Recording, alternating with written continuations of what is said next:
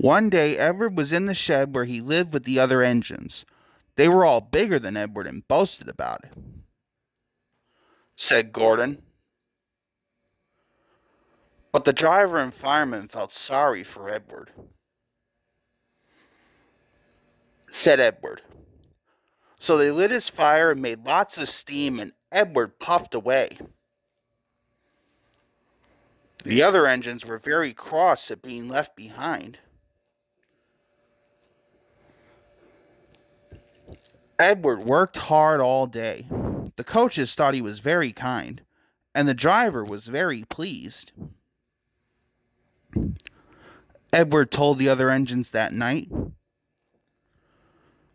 but he didn't hear what they thought, for he was so tired and happy that he fell asleep at once. Next morning, Edward woke up to find nothing had changed. Gordon was still boasting. Edward went off to do some shunting. He liked shunting. It was fun playing with freight cars. He would come up quietly and give them a push.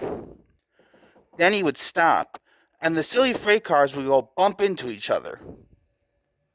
They cried. Edward played till there were no more freight cars. Then he stopped to rest. Presently, he heard a whistle. Gordon was cross. Instead of nice shining coaches, he was pulling a dirty freight train. He grumbled. Edward laughed and went to find some more freight cars. Then there was trouble. The porter called to Edward's driver. They found Gordon halfway up and very cross. His driver and fireman were talking to him severely.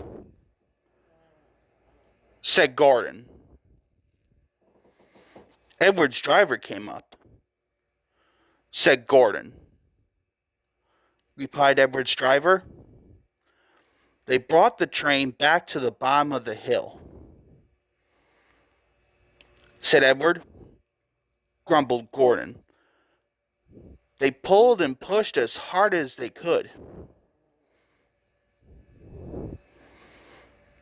Puffed Gordon. Puffed Edward. Edward pushed and puffed and puffed and pushed as hard as ever he could. And almost before he realized it, Gordon found himself at the top of the hill. He said proudly. He forgot all about kind Edward and didn't say thank you. Edward was left out of breath and far behind. But he was happy because he had been so helpful. At the next station, he found that the driver and fireman were very pleased with him. The fireman gave him a nice long drink, and the driver said,